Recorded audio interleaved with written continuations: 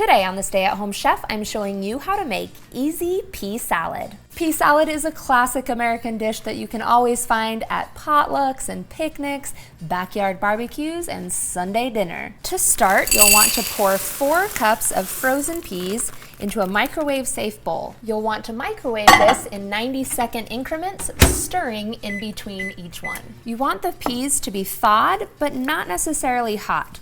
It should take about 3 to 4.5 minutes total, and then you can set that aside. If you accidentally get your peas too hot, don't worry, just set them aside and let them cool a little bit before you add in the remaining ingredients. Next, you'll need 4 ounces of sharp cheddar cheese, and you can either cut this up into little pea-sized dices, or the easier way is to simply shred it. And I like to use the large side on the cheese grater rather than the small size.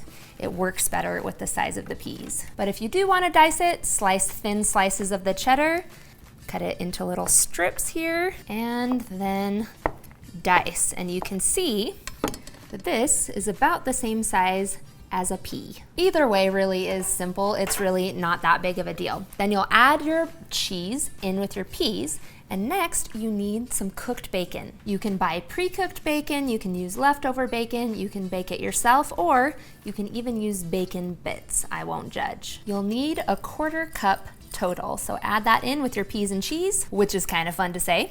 And then our last salad ingredient is a red onion. You'll only need half the onion, and then you can either thinly slice it or dice. I kind of prefer dicing because it's, once again, about the size of the peas or smaller. So we'll add those in and then move on to our dressing. I like to keep my dressing fairly simple with only a few ingredients. You can mix all of your dressing ingredients separately in a little bowl, but it all ends up in the same place, so I go straight in with the peas. You'll need 2 tablespoons of mayo, 2 tablespoons of sour cream, 1 tablespoon of apple cider vinegar to give it a little zing, salt and pepper to taste. I use about 1/2 teaspoon of each. And then last, I add in 1 teaspoon of dried dill. This is optional, but I love the combination of flavors with dill and peas. Then all that's left to do is stir this all together until it's well combined. Now, if you like your bacon to be extra crispy, you could always leave it out and add it in right before serving.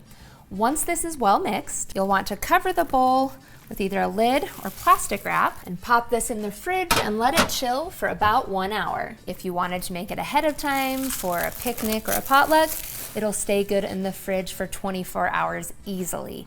Then I transfer mine to a serving bowl because it's prettier that way, although you can always just serve it up in your mixing bowl if you want to save yourself the dishes. And then that's it. You are ready to eat.